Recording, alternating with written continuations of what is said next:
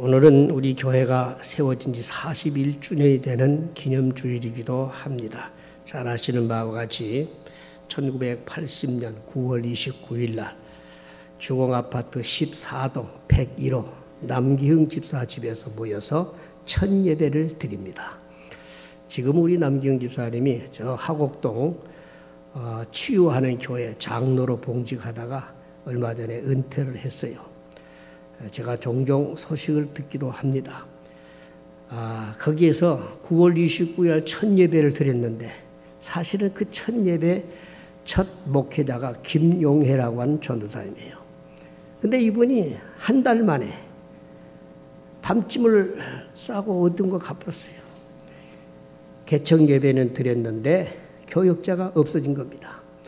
그래서 우리 노인 목사님이 제가 그 목사님 밑에서 부목사 역할을 했었는데 갑자기 네가 가야 되겠다. 그래서 하는 수 없이 1980년 10월 27일 날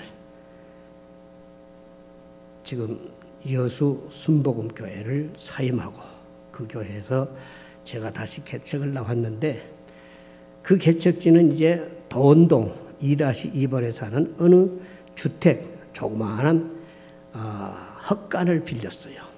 그게 한 9평 남짓 한 헛간인데 그걸 개수해가지고 그곳에서 예배를 드리는 것이 오늘까지 우리 교회가 지내온 첫걸음이었습니다.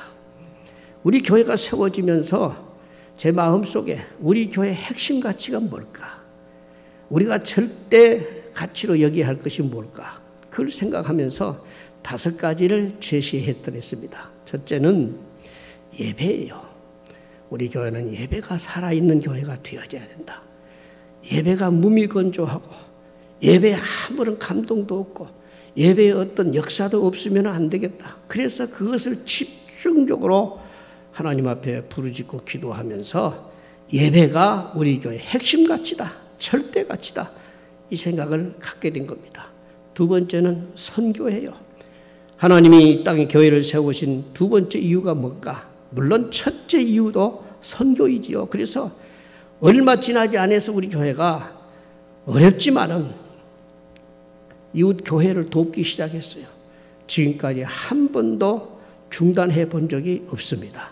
우리 교회를 건축해 가는 과정 속에서 빚도 있었어요.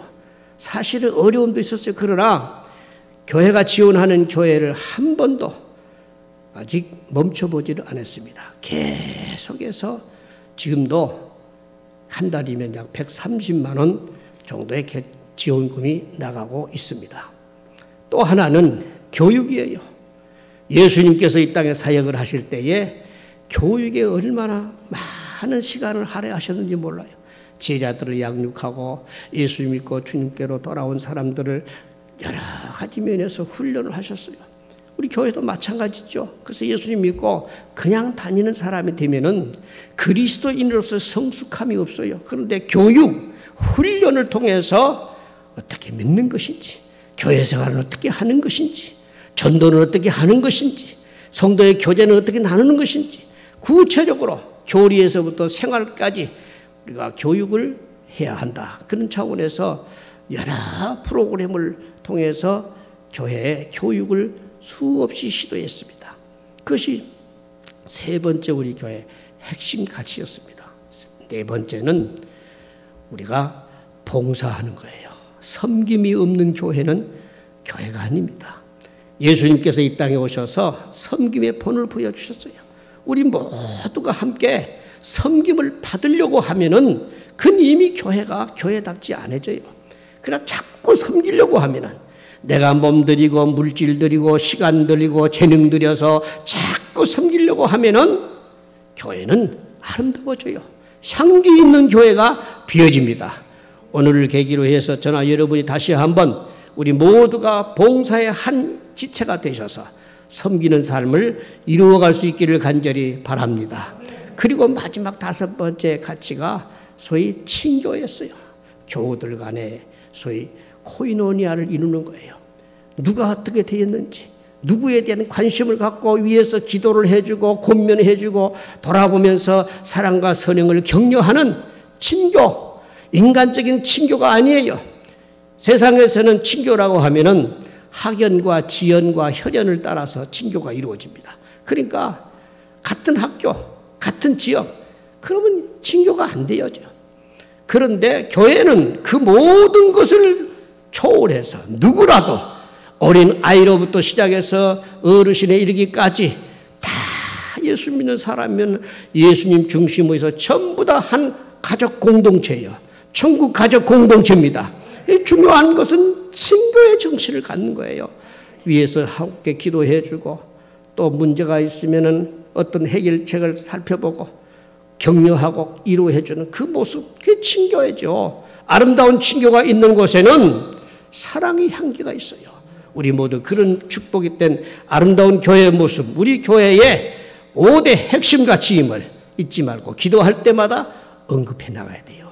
늘 기도하면서 주님, 우리 교회는 이 가치가 이 땅에서 이루어질 수 있게 해달라고 그렇게 늘 기도를 위해, 교회를 위해서 기도해 가는 우리 모두가 되어질 수 있기를 간절히 바랍니다.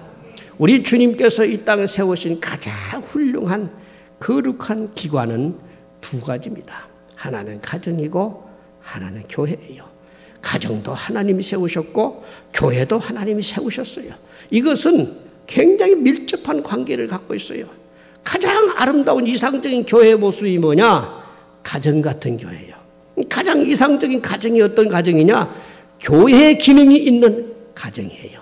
이것은 서로 함께 어울려지는 아름다운 모습을 이룰 수 있는 좋은 조건들입니다. 그래서 예수님께서 교회를 세우시고는 내 것이다, 내 교회다, 이 말씀을 주셔서 여러분, 교회의 신비함이라고 하는 것은 어떤 말로도 다 표현할 수 없는 그야말로 굉장히 심오한 교회의 신비가 성경에는 소개가 되고 있습니다. 에베소 1장 23절에 보면은 교회는 그의 몸이니 만물 안에서 만물을 충만케 하시는 자의 충만이니라. 여러분, 놀라운 것은요, 교회가 세워진 민족, 교회가 세워져 있는 지역은 그 교회로 인해서 하나님이 그 지역을 복되게 만들어요. 그 민족을 흥하게 만드십니다. 그러나 교회가 문을 닫기 시작하고 교회가 무너지기 시작했다. 그 역사가 끝나버립니다. 그 지역이 부패와 타락과 무서운 그런 잘못된 현상으로 치닫기 시작해요. 교회가 세워진다는 건 그렇게 중요해요. 그래서 유명한 독립운동가 김구 선생님이 했던 유명한 말이 있어요. 한 지역에 군인 한 사단이 주둔하는 것보다는 교회 하나가 세워지는 것이 더 낫다. 굉장히 의미 있는 이야기죠. 오늘 그래서 저나 여러분, 우리 교회가 이 땅에 살아가는 이 사회의 파수꾼이 되어야 됩니다. 이 사회의 부패를 막고 부정을 막고 어둠을 밝히는 교회로 살아가야 돼요. 주님이 그래서 우리 교회를 이곳에 세워놓으신 것입니다. 우리 한번 크게 갑시다. 교회는 주의 몸입니다. 신비한 교회의 특징을 달리 설명할 길이 없어서 바울 사도가 교회는 어떤 곳이냐? 예수 그리스도의 몸이다 그랬어요. 몸에는 사지백제 5장 6부 여러 지체들이 있잖아요. 그 지체들이 한 몸을 이루어요. 한 거룩한 유기적 공동체를 이룹니다. 그 교회가 신비하다고 하는 말이 그 말이에요. 우리 모두는 이 땅에서 그저 길어야 100년 안에 다 끝나요. 그러나 교회는, 교회된 지체들의 삶은 오늘 이곳에서 서로 아는 것으로 그치는 것이 아니라 영원한 천국에서 영원토록 주님과 함께 지내는 축복의 역사가 일어난다는 걸 잊지 마시기를 바랍니다. 그리고 예수님은 마태복음 16장 18절에서 내가 내 교회를 세우리니 그랬어요.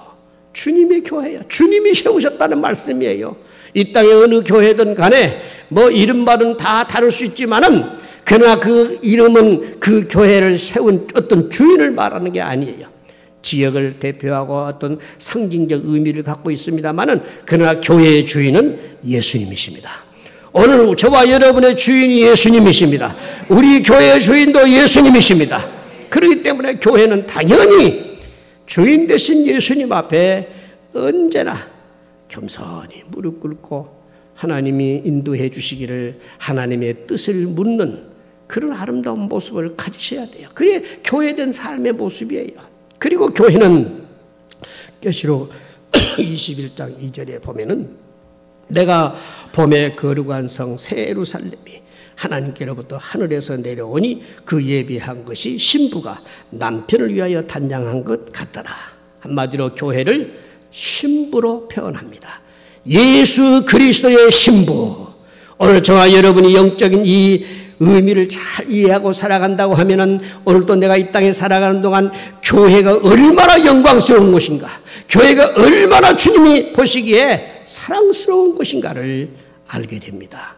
오늘 저나 여러분이 교회된 모습으로 주님 섬겨갈 수 있기를 간절히 바랍니다. 그러면은 왜 바울 사도가 오늘 읽었던 본문 속에서 영광스러운 교회로 세우려고 했다라고 하는 말씀 속에서 교회가 얼마나 영광스러운가를 소개해 놓고 있습니다. 오늘 이 말씀을 통해 다시 한번 교회에 되어진 저와 여러분의 스스로를 깨닫고 하나님 앞에 내가 얼마나 영광스러운 존재인가, 이걸 느끼면서 세상을 향해서 복된 모습으로, 기쁨의 모습으로, 행복한 모습으로 살아갈 수 있기를 간절히 바랍니다. 교회의 영광, 소위 말하면 영광스러운 교회가 왜 그런가? 그 이유가 있어요. 그 첫째는 25절에 있으며 남편들아 아내 사랑하기를 그리스도께서 교회를 사랑하시고 위하여 자신을 주심같이 하라. 무슨 말입니까? 교회의 영광, 영광스러운 교회인 것은 예수님이 사랑하고 계시기 때문이에요. 따라서 합시다. 교회는 예수님이 사랑하십니다. 이 세상 속에는 위대한 기관들이 많아요. 유엔 본부를 비롯해서 각 나라에 행정부가 있지요. 큰 도시가 있죠. 훌륭한 지역들이 있어요. 그러나 예수님의 관심은 규모가 크건 적던 주님의 관심은 언제나 그의 몸된 교회에 있습니다. 왜? 피로 사셨거든요. 주님이 세우셨거든요. 예수님의 신부이거든요. 그러니까 예수님은 교회를 사랑하는데 그 어떤 세상의 것과도 비교할 수 없으리만큼 가장 크게 많이 사랑하시고 있다는 것을 잊지 마십시다. 본문에 사랑한다, 사랑하고라고 하는 이 말씀의 뜻은 우리가 사랑이라고 하는 용어 자체에서 중요한 의미를 찾을 수 있어요. 이건 아가파오라고 하는 용어를 씁니다. 무슨 말입니까? 하나님의 신적인 사랑이 쏟아지는 것이 교회다, 그 말입니다. 세상에는 스톨게 사랑이니 필레아 사랑이니 에로스 사랑이니 별 사랑들이 다 소개가 되어집니다만 전부 그것은 조건부예요. 형제이기 때문에, 내 아들이기 때문에, 내 자녀이기 때문에, 내가 알기 때문에, 나에게 잘해주기 때문에 그래서 사랑하는 거예요. 그러나 그 사랑은 조건이 상실되어 버리면 다 끊어지는 사랑이에요. 그러나 하나님께서 우리에게 주시는 사랑은 영원한 사랑입니다. 끝없는 사랑입니다. 그 사랑으로 교회를 사랑하고 계신다, 그 뜻이에요. 자, 여기에 사랑의 한 중요한 증표를 설명해 주고 있는데, 사랑하시는데 자기를 주심같이 했다. 자기를 주셨다. 사랑의 가장 결정적인 열매가 뭡니까? 주시는 거예요. 하나님이 우리를 사랑하신다. 그 사랑의 중요한 증표가 뭐냐? 우리를 위해서 주시는 거예요. 여러분, 사랑한다 하면서 주지 아니하면 그건 사랑이 아니죠. 말에 입에 붙은 사랑이죠. 그러나 사랑은 자꾸 주는 거예요. 그래서 요한복음 3장 16절에 성경은 말씀하고 있습니다. 하나님이 세상을 이처럼 사랑하사 독생자를 주셨으니, 독생자 주셨어요. 하나님께서 우리를 사랑하셔서 큰 선물을 주셨는데 그것이 아들을 주신 사랑입니다. 독생자를 주신 사랑. 여러분, 누누이 말씀드렸습니다마는 하나님께서 우리를 사랑하시는 것은 하나님의 일부분을 가지고 사랑했다는 말씀이 아니에요. 하나님의 전부를 우리를 위해 주실 것만큼 사랑했다, 그 말입니다. 여러분, 오늘 교회가 위대한 이유가 뭔지 아세요? 하나님이 전부를 주고 교회를 세우고 교회를 사랑하시기 때문에 교회를 누구도 못 건드려요. 교회를 누구도 함부로 하서는 안 돼요. 하나님의 절대 사랑을 받는 곳이 교회이거든요. 여러분, 우리가 이것을 알고 살아간다고 하면은 내가 오늘도 이 땅에 살아가는 동안 항상 어깨를 펴고 당당하게 힘있게 또 자신감 있게 살아갈 수 있어요. 왜? 누가 뭐래도 나는 하나님 앞에 사랑받는 사람이다. 믿으십니까? 주님 앞에 나는 사랑받는 사람이다. 왜? 예수님이 나 때문에 오셔서 나 때문에 피를 다 주셨고 나를 위해서 그가 온갖 고역과 아픔을 겪으신 후에 부활을 통하여서 나를 하나님 앞에 의롭다 인정하시고 주의 백성을 삼으셨거든요. 그래서 우리는 이 땅에 살아가는 동안 어떤 경우라도 그의 형편과 처지와 조건을 다룰 수 있을지는 몰라도 하나님이 나를 사랑하시는 사랑은 똑같아요. 예수님만큼 사랑합니다. 우리가 얼마만큼 가치 있습니까? 예수님만큼 가치 있어요. 내가 100원짜리를 샀으면 100원만큼 가치 있어요. 1000원짜리를 주고 샀으면 1000원만큼 가치 없어요. 그러나 예수님이 나를 위해서 자기를 주셨으니 예수님만큼 가치 있습니다. 때문에 우리가 예수님을 의지하고 살아가는데 나는 약해도 괜찮아요. 몸이 아파도 괜찮아요. 가난해도 괜찮아요. 못 배워도 괜찮아요. 여러 가지 모양으로 부족이 있어도 괜찮아요. 왜? 그냥 그대로 있는 그대로 모습 그대로 주님은 나를 사랑하시는 주님이십니다. 그냥 사랑하시는 분이에요. 여러분 아담과 하와의 관계 속에서 너무 중요한 이 사랑의 속성을 우리에게 가르쳐주고 있잖아요. 아담이 갈비뼈를 통해서 하와가 만들어집니다. 그 하와를 보고 아담이 어떻게 표현했습니까? 이는 내 뼈 중에 뼈요 살 중에 살이로다. 이것을 남자에게서 취하였은즉 여자라 칭하리라. 이 말을 바꾸어 보세요. 교회와 예수님과의 관계. 예수님이 교회를 향해서 뭐라고 하신 줄 아십니까? 이는 내 뼈 중에 뼈요 살 중에 살이로다. 예수 그리스도에게서 나왔은즉 주님의 것입니다. 이런 표현이에요. 자, 그뿐만이 아닙니다. 참 세상에 사람들도 특별한 사랑을 나타낼 때에 그 사랑이 얼마나 귀한가를 여러 가지 면에서 표현을 하잖아요. 예를 들자면 라헬을 야곱이가 사랑했어요. 사랑하기 때문에 라헬을 얻기 위해서 7년을 봉사합니다. 근데 7년 봉사를 어떻게 성경은 표현했느냐 하면은 7년을 수일같이 여겼더라. 여러분 말이 7년이죠. 연애하는 사람을 또 길어봐야 2, 3년 그저 연애해요. 그래도 뜨겁게 사랑하면 혹은 초등학교 때부터 사랑하는 사람도 있더라고요. 결혼에 이르는 사람들도 있더라고요. 대단한 거예요. 그건 특별한 경우지요. 근데 7년을 사랑했다. 그것도 수일같이 여겼다. 대단한 거예요. 사랑은 모든 것을 초월해버립니다.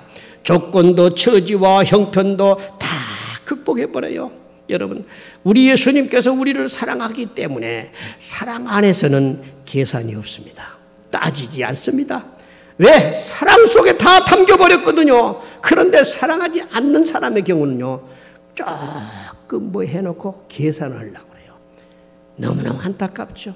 예수 그리스도께서 우리를 위해서 하신 그 사랑은 계산이 없는 사랑이에요. 또 야곱이가 자기가 사랑하는 아들 요셉을 위해서 색동옷을 입히잖아요. 그 색동옷을 입힐 때에 그 형제들이 굉장히 시기했어요. 아주 어떤 점에서 보면은 왜 아버지가 요셉만 사랑하는가 그랬죠. 그런데 그 인간적인 사랑일지라도 그 놀라운 사랑의 표현으로 색동옷을 입혀요. 사랑했다는 증거지요. 이 모습이 어떤 것을 우리에게 의미해 주고 있느냐 하면은 하나님께서 우리를 사랑하시기 때문에 죄를 사하시고 하나님의 자녀 삼으셨기 때문에 하나님이 거룩한 세마포로 단장시켜 주시는 거예요. 하나님 앞에 내가 우리 모습으로는 살 수가 없지만은 예수가 나의 세마포가 되어 주셔서 하나님 앞에 설 때에 우리의 불의와 악함과 추함이 다 감추어져 버리고 예수님만 나타나게 만들어 주시는 거예요. 너무너무 중요하죠. 이게 우리가 하나님 앞에 사랑받고 있다는 증거예요. 하나님께서 다윗을 얼마나 사랑했습니까? 사랑한 다윗을 향해서 뭐라고 했습니까?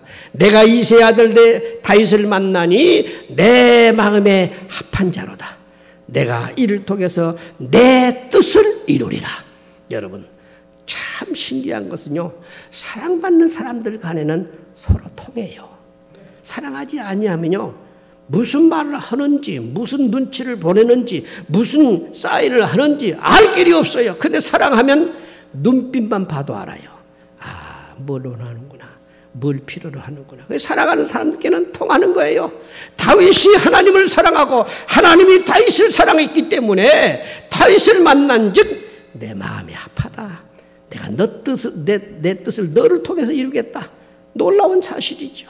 오늘 그 은혜가 우리에게도 있게 되어질 수 있기를 간절히 바랍니다. 헨리 라우엔이라고 하는 사람이 하나님과 관계 맺기라고 하는 글을 썼는데 그 글 가운데 이런 이야기를 씁니다. 하나님의 사랑에 관하여 우리는 무엇이라고 할 수 있을까? 하나님의 사랑은 조건 없는 사랑이라고 우리가 말할 수 있습니다. 하나님은 만일 내가 어떤 일을 한다면 내가 너를 사랑할 것이다. 이렇게 말씀하시지 않았어요. 만일이라고 하는 말이 없습니다. 한마디로 하나님은 우리에게 하나님의 사랑을 나타내 보이시는데 행동이나 말이나 외모나 지식이나 성공이나 인기나 이런 것에 따라서 주님이 나를 사랑하신다는 말이 한마디도 없어요. 하나님은 그냥 우리를 향해서 태어나기 전부터 내가 너를 택했어. 그러니까 내가 너를 때가 되면 불렀어. 그리고 내가 너를 하나님의 자녀 삼게 했어. 그리고 영원히 우리를 사랑하신다는 말씀을 하고 계십니다. 여기 이제 하나의 의문이 있어요. 그렇다면은 내가 하나님 앞에 무슨 행동을 하든 무슨 말을 하든 어떻게 살든 하나님이 상관하지 않는다는 말인가? 아니에요. 하나님의 사랑을 모르고 행동하기 뿐이에요. 하나님의 사랑을 알면은 내 삶 속에서 쓸데없는 불의한 악한 행동을 안 해요. 왜? 나를 사랑하시는 분이 주님이신데. 주님의 사랑을 모르는 데서부터 하나님과의 관계가 끊어지면은 악한 행동, 불의한 행동, 추악한 행동, 아주 못된 행동이 나오는데 하나님의 사랑을 알면은 그 사랑을 받는 내가 이렇게 살아서 되겠느냐? 하나님의 사랑 앞에 내가 이렇게 살아도 되겠느냐? 자꾸 자기를 향해서 하나님의 사랑받는 사람답게 하나님과 좋은 아름다운 관계를 맺기를 원한다 그 말입니다. 그 말을 헨리 라우엔이 그런 말을 했어요. 그래서 우리는 하나님과 항상 좋은 관계를 맺는 그런 삶 속에 살아야 된다는 것을 강조해 놓고 있습니다. 그렇습니다, 여러분. 우리는 영광스러운 교회의 첫째 이유, 하나님이 나를 사랑하시고 있다. 이걸 잊지 않기를 바랍니다. 두 번째는 왜 영광스러운 교회인가? 그것은 6절에 나오는 말씀인데 이는 곧 물로 씻어 말씀으로 깨끗하게 하고 거룩하게 하시고, 같이 합시다. 씻고 깨끗하게 하고 거룩하게 하고. 그건 뭐겠어요? 하나님께서 교회를 복되게 영광스럽게 만들기 위해서 교회를 하나님이 친히 단장시키겠다 하는 의미에서 하시는 말씀입니다. 그렇습니다. 교회는 사람이 단장하는 게 아니에요. 여기에 아름다운 금을 붙이고 화려한 장식을 하고 또 우리가 외적으로 아름다운 옷을 입고 훌륭한 은붙이를 붙이고 그래서 영광스러운 것이 아니라 나를 하나님이 단장시키시는데 어떻게 하시느냐? 주님이 하십니다. 깨끗하게 하십니다. 말씀으로 씻어주십니다. 성령으로 거룩하게 하십니다. 하나님이 나를 단장시키시는 모습이에요. 그래서 본문에 영광스러운 교회가 되게 하시려고 주님이 어떻게 단장시키시는가를 설명해 주고 있는데, 첫째는 물로 씻는다. 물로 씻는다고 하는 표현이 원래는 세례라고 하는 의미를 갖고 있습니다만, 이 말은 에스겔서 16장 9절에 보면 내가 물로 너를 씻겨서 내 피를 없이 하며 내게 기름을 바르고, 이것은 깨끗하게 하시는, 성결케 하시는 하나님의 은혜를 우리에게 말씀합니다. 여러분, 저와 여러분이 하나님 앞에 먼저 첫째 단장해야 될 요소가 주님이 쓰시셔야 돼요. 여러분이 주님께로부터 씻김을 받으셔야 됩니다. 그의 흘리신 피로 깨끗함을 씻어야 됩니다. 예수님께서 요한복음 13장에 보면은 세상 떠날 때가 가까웠을 때 제자들의 발을 다 씻기잖아요. 베드로가 참 인간적인 그런 도리로 비춰볼 때 어떻게 선생님이 제자인 발을 씻겼을까? 우리가 발을 씻겨드려야죠. 그런 사양을 해요.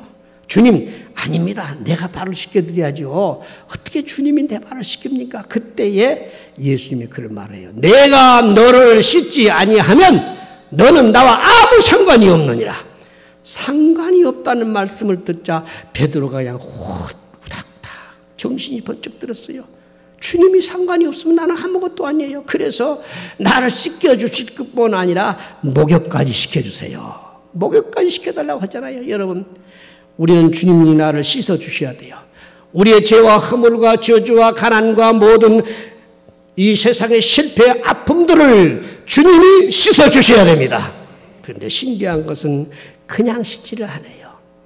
우리 예수님께 우리가 고해야 돼요. 주님, 내게 이 아픔이 있어요. 내게 이 허물이 있어요. 내게 이 부정함이 있어요. 나에게 이 추악함이 있어요. 예수님께 가지고 와서 주님이 씻어주시기를 소망할 때에 주님은 그 음성을 들으시고 그 간구를 들으시고 우리를 깨끗게 하여 주십니다. 눈과 같이 희게 해주시고 양털같이 희게 해주시고 거룩하게 해주신다는 것을 잊지 않게 되시기를 바랍니다. 주님이 씻어서 깨끗하게 마치 목욕시키는 모습이에요. 단장 첫걸음이 씻기는 것입니다. 두 번째는 뭐냐 하면은 깨끗하게 하신다 그랬어요. 깨끗하게 한다고 하는 이 말씀은 말씀으로 우리를 깨끗게 한다 그 말입니다. 죄 씻음을 받고 하나님 앞에 깨끗함을 입었다 싶어지면 그날 그 이후로 더욱더 거룩함과 깨끗함을 향해서 가야 되는데 그것이 뭐냐? 끊임없이 말씀으로 나를 새롭게 하십니다. 하나님의 말씀이 여러분의 영혼 속에 매일같이 내 영혼의 거울같이 비추어져야 돼요. 그리고 거울 속에서 내 모습을 보고 하나님이 나를 너 이렇게 하자, 이렇게 살자 자꾸 고변해줘요. 알게 해줘요. 깨닫게 해줘요. 그 말씀 속에서 내가 더 깨끗해지는 이 모습이 이루어지는 거예요. 그래서 말씀은 우리를 향해서 영적인 새로운 단장의 모습이에요. 보혈로 씻어주시고 말씀으로 깨끗하게 하신다는 것을 잊지 않기를 바랍니다. 그 예수님 믿는 우리는 하나님 앞에서 주님이 나를 단장시키시려고 하나님 말씀을 자꾸 우리에게 공급해 주시는데 그걸 내가 거부하고 마다해버리면 내 영혼이 추잡스러워져요. 더럽혀져요. 흠이 생겨요. 잘못된 부분이 나타나기 시작해요. 여러분 그걸 고치지 아니하면 안 돼요. 그래서 말씀으로 나를 자꾸 단장시켜서 하나님 말씀을 읽고 듣고 마음에 새기다 보니까 아, 이 부분이 잘못됐구나 정리합니다. 그게 깨끗함을 입어가는 말씀으로 깨끗함을 입고 가는 삶의 모습이에요. 그 다음에는 거룩하게 하시고 성령으로 우리를 깨끗하게 하실 뿐만 아니라 거룩하게 하신다 그 말씀이에요. 성령은 거룩하신 영이십니다. 그래서 성령께서 우리 심령 속에서 때때로 기도하다가 말씀을 받다가 때로는 어떤 좋은 꿈을 꾸고 계획을 하다가 어느 순간 성령님께서 내 마음속에 깨끗함, 거룩함을 갖도록 인도해 가십니다. 성령이 감동하셔요. 살아갈 방향을 가르쳐 주셔요. 해야 할 길을 안내해 주셔요. 그래서 성경에는 성령의 감동을 소멸하지 말아라. 구속의 날까지 너희가 그 아래서 인치심을 받았느니라 말씀합니다. 오늘 성령님과 끊임없는 아름다운 영적인 교통이 우리 가운데 항상 일어날 수 있기를 간절히 바랍니다. 여러분 아시아 7교회 보낸 저 계시록 1장에서 3장까지 보낸 편지 내용 가운데 뭐예요? 성령이 말씀하십니다. 성령이 가르치십니다. 성령이 이르십니다. 그건 뭐예요? 교회에는 성령의 교통이 있어야 된다는 것을 오늘 저와 여러분을 거룩하게 하시는 분이 예수 그리스도의 피, 예수님이 하시는 말씀, 예수님이 보내신 성령이 우리를 단장시키시는 아름다운 요소임을 잊지 마십시다. 날마다 성령 안에서 성령의 감동과 성령의 인도 속에 살아가는 사람은 절대로 세상에 물들지 않아요. 세상에 넘어지고 자빠지고 상처받는 인생이 되지 않아요. 왜? 성령이 붙들어 주셔요. 힘있게 하십니다. 이기게 하십니다. 감당케 만들어 주시는 거예요. 잊지 마십시다. 성령은 오늘 교회를 아름답게 단장시키시는 최고의 권세자이십니다. 오늘 우리는 매일같이 성령님을 환영해 드리십시다. 모셔드리십시다. 성령과 끊임없는 교제 가운데서 성령이 여러분들을 이끌어 가시는 대로 믿고 순종해 가다 보면은 어느 순간에 성숙한 그리스도인이 되어져서 하나님 앞에 이런저런 모양으로 복되게 쓰임받는 믿음의 사람들이 되는 거예요. 이것을 오늘 읽었던 교회의 영광, 영광스러운 교회가 되어지는 이유가 바로 여기에 있구나. 성령님이 우리를 말씀과 피로서 단장시키시는구나. 오늘 주님 안에서 멋지고 아름다운 모습으로 단장되어 갈 수 있기를 간절히 바랍니다. 구약성경 에스더 성경에 보면은 아수에로 임금이 그때 당시 때 127도를 다스렸어요. 우리나라는 몇 도입니까? 아니 금수강산 8도의 진하야. 고작 8도예요. 8도. 근데 아수에로 임금은 127도를 거느렸어요. 어마어마한 대국을 이루었습니다. 그에게 아름다운 부인 와스디라는 여인이 있었어요. 근데 와스디가 잘생기다가 보니까요, 고집이 조금 있었어요. 왕이 부른데 안 갔어요. 네? 자기는 그 127도 되는 지방 장관들을 불러놓고 잔치를 하는데 120일 동안이나 그 장관들 앞에 자기 부인을 은근히 자랑하고 싶은 거예요. 그러니까 여러분 보세요. 잘생긴 부인은 거느리기가 힘들어요. 조금 좀 잘난 것도 아니고 못난 것도 아니고 중간쯤 우리 집 사람처럼 그 정도면 괜찮아요. 오라 하면 오고 가라 하면 가고 그게 적당하죠. 너무 잘생겨버리면요 관리가 비싸요. 그러니까 안 와요. 와스디가 그러했거든요. 그러니까 신하들이 막 아니 세상에 왕후가 되어가지고 왕의 말을 안 듣다니 그 왕후 폐위합시다. 그래서 127도 장관들이 딱 결정을 해가지고 와스디의 왕후를 폐위시켜버려요. 그래서 그냥 생각지도 않는 갑작스러운 일로 해서 이 아수에의 임금이 호라비가 된 거예요.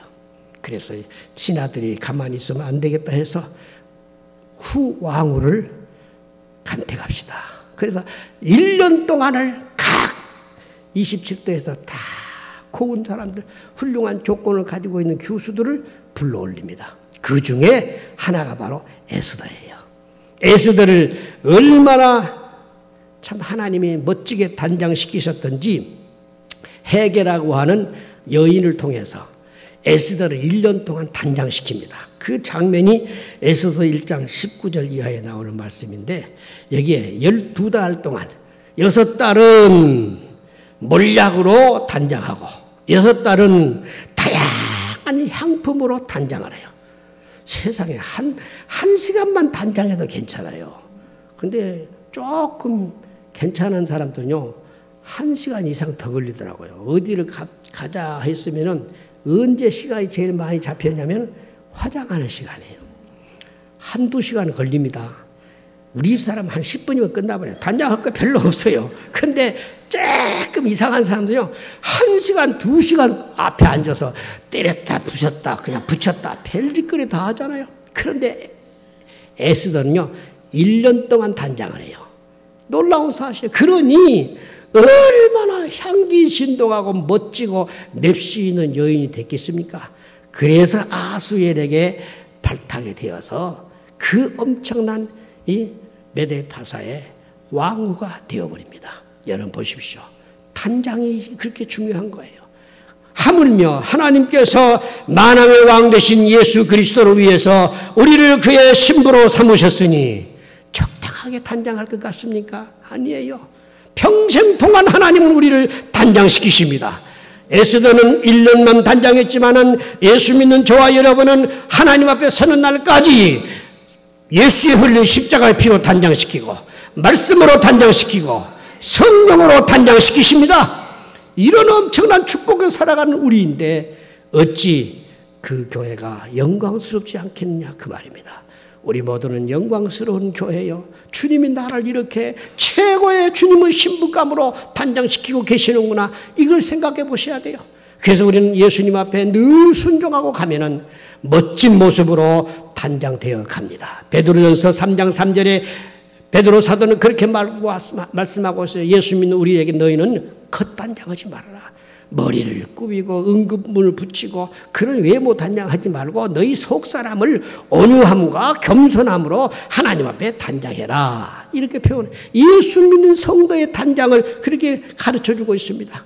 여러분 오늘 저와 여러분을 신랑 되신 예수님께서 하나님 앞에 아름다운 신부로 세우시기까지 계속해서 단장시키고 있다는 것을 믿으십시다.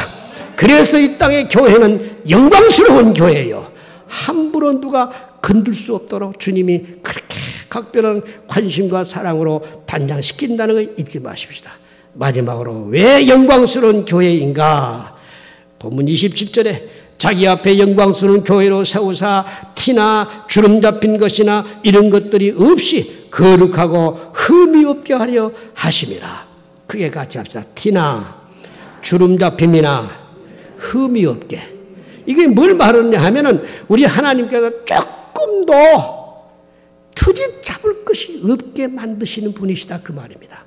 티가 있다든가 주름 잡힘이 있다든가 이런 것이 있으면 주님이 원치 않아요. 그래서 우리를 하나님 앞에 완벽하게 세우시는 분이셔요. 우리는 예수님 앞에 서는 날까지 이 정도면 됐다. 잘못된 생각이에요. 우리는 이제 막 걸음마 하는 수준에 불과해요. 더 성숙해지고 더 성숙해지고 그래서 하나님 앞에 온전히 흠이 없는 아름다운 모습으로 단장되어질 수 있기를 간절히 바랍니다. 한마디로 우리 주님은 저와 여러분을 영광스러운 교회 되게 하시려고 흠이 없게 하시는 분이에요. 인간적인 요소로 본다면 누군들 흠이 없겠어요. 아직도 추하고 더러운 냄새가 나지요. 세상적인 탐욕으로 가득 차 있죠. 악한 생각과 악한 말들이 많이 나오죠. 그렇게 흠과 티와 많은 사람들이. 그런데 그럼에도 불구하고 우리 주님은 여전히 우리를 훈련이라는 과정을 통해서 계속해서 우리를 다듬고 또 다듬고 해서 티가 없게 하시는 분이에요. 허물이 없게 하시는 분이에요. 하나님께서 저와 여러분 어느 정도까지 흠이 없게 하시느냐? 하나님 앞에 100% 순종할 때까지. 순종이 최고의 아름다운 모습입니다. 그러니까 하나님 앞에 100% 순종이 된다. 그 사람은 흠이 없는 사람이에요. 그런데 순종이 조금밖에 안 된다. 그 나머지는 흠이에요. 그 나머지는 허물과 투성이에요. 그러니까 순종이 없는 것만큼 실수가 되고 허물이 되고 문제가 되고 주름잡힘이 되는 거예요. 그런데 이상하게도 하나님 앞에 아멘 하고 그냥 순종해버린 사람은 그 자체가 하나님 앞에 100% 흠이 없는 깨끗함이 되어버립니다. 그래서 완벽의 이 절정, 완전의 절정은 순종이에요. 하나님은 바로 그때까지를 원하시는 거예요. 하나님 앞에서 우리는 아니요가 없어요. 내 생각은 이런데요. 내 계산은 이런데요. 내 형편은 이런데요. 하나님 앞에 스스로 자기는 흠과 주름 잡힘 속에 빠져 있는 거예요. 보기 흉한 모습이죠. 그런데 신기하게도 하나님 앞에 그냥 순종해버렸더니 그 순종 자체를 주님이 기뻐 받으시고 우리를 완벽하게 만들어요. 흠이 없게 만들어요. 깨끗하게 만들어요. 여러분 순종할 때까지 하나님께서 우리를 어느 정도까지 훈련하시느냐. 금을 단련하는 같이 진흙을 깨끗하게 함 같이. 그래서 성경에는 예수 믿는 저와 여러분을 흠이 없게 만들려고 어느 정도까지 하시냐. 금을 용광로에 넣었다가 수없이 찌꺼기를 제거합니다. 여러분 진흙을 좋은 토기를 만들기 위해서 수없이 밟고 깨뜨리고 모든 티를 전부 제거하고 완벽하게 깨끗한 그릇으로 만들기 위해서 하나님 그렇게 하시는 거예요. 그래서 하나님께서는 저와 여러분을 순종할 수 있을 때까지 다듬으셔요. 부셔요. 깨뜨리십니다. 그래서 저나 여러분이 하나님 앞에 깨어진 것만큼 순종이 되어져요. 부셔진 것만큼 내가 순종이 되어져요. 내가 아직 순종이 안 되고 있습니까? 깨어질 차례가 됐다 그 말이에요. 아직 하나님 앞에 불순종이면 계속되고 있습니까? 하나님이 언젠가 하면 멋지게 깨뜨리셔요. 그게 우리에게 너무너무 아픔으로 다가와요.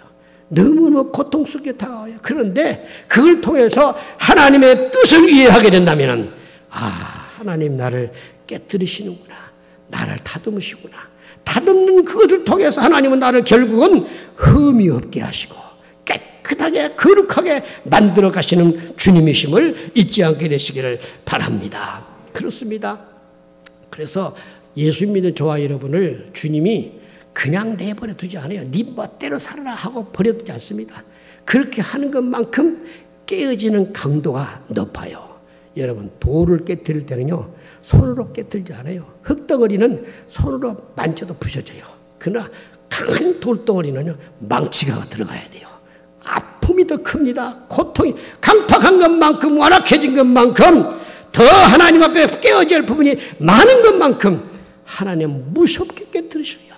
그러나 결과는 거룩하게 하십니다. 흠과 티와 허물이 없는 모습으로 멋지게 세워간다는 것을 잊지 않기를 바랍니다. 그러므로 우리 하나님께서는 지금도 우리를 하나님 앞에 언젠가는 멋지게 세울 텐데, 세울 그 시간까지는 계속해서 다듬어지는 시간, 계속해서 하나님이 흠이 없게 하시는 순간, 잊지 마셔야 돼요. 그냥 흠이 없게 하시는 거 아니에요. 구원은 1차적으로 하나님 앞에 믿어서 구원받습니다마는 성화의 사역은 계속적으로 이루어져요. 오늘보다 내일이, 내일보다 다음이, 금년보다 다음해가 점점 더 다듬어져서 어느 시기에 가서 보니까 자기가 참 많이 변화된 것을 느껴요. 야, 하나님 앞에 내가 많이 다듬어졌구나. 그냥 이런 말씀 앞에 아멘 하고 순종이 되는구나. 그게 내가 다듬어진 깨끗함을 받는, 흠이 없고 허물이 없는 모습으로 지금 꾸며지고 있다, 그 말입니다. 오늘 그 수준에 일어날 수 있기를 간절히 바랍니다. 주전 330년경에 메데파사를 정복한 헬라의 대왕 알렉산더라는 사람이 있습니다. 그 알렉산더 휘하에 똑같은 이름을 가진 병사가 있었어요.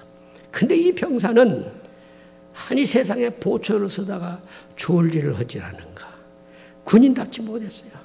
이 소식을 듣고 그 대왕 입장에서는 능지처참할 수 있어요. 단칼에 베어버릴 수 있어요. 그런 놈이 무슨 군이냐. 그런데 어느 날 밤에 알렉산더 대왕이 그 알렉산더라는 이름을 가진 병사를 찾아갑니다. 찾아가서 알렉산더를 불러요. 그러니까 이 쫄병이 자기 이름을 부르는 향해서 그냥 자기 성깔이 나오는 어떤 놈이 나를 부르냐고 나가보니까 세상에 알렉산더 대왕이 와 있는 거예요. 깜짝 놀라가지고 막 죽을 죄를 지었습니다. 설설설 비고 용서해달라고 해요. 그때 알렉산더가 그 유명한 말을 합니다. 자네 알렉산더인가? 예. 자네 나처럼 살든지 아니면 자네 이름을 바꾸라. 그런 말을 해요. 그게 참 중요한 교훈이 담겨 있어요. 우리는 예수 그리스도의 사람이에요. 내가 그리스도인으로서 살아갈 거냐 아니면 그리스도의 이름을 포기해버릴 것이냐. 둘 중에 하나예요. 그리스도인도 아닌데 그리스도인 같지도 않는데 그리스도인으로 산다는 건 쉽지 않잖아요. 주님은 그걸 원하시는 거예요. 왜 우리에게 흠이 없기를 원하십니까? 왜 티나 주름 잡힌 것이 없기를 원하십니까? 그것은 내가 그리스도의 사람이기 때문에. 예수 믿는 저와 여러분에게 중요한 과제가 바로 이거예요. 과거를 정리하고 잘못된 습관을 버려버리고 하나님 앞에서 참된 말씀과 성령으로 자꾸 다듬어져서 날마다 새로워지는 그런 모습을 이루어가기를 원하시는 분이 주님이십니다.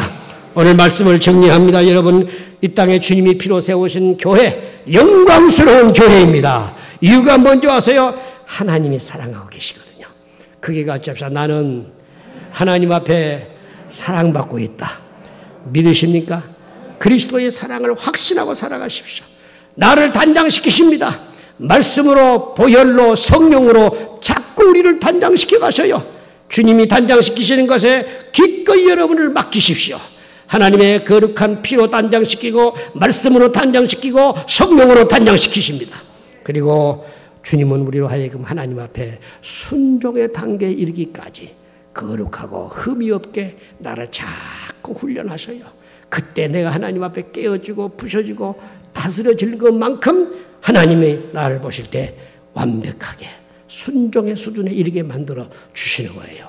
아름다운 영광스러운 교회의 모습을 이루어서 하나님께 무한 영광을 올려드리는 저와 여러분의 삶이 되시기를 주의 이름으로 축원합니다.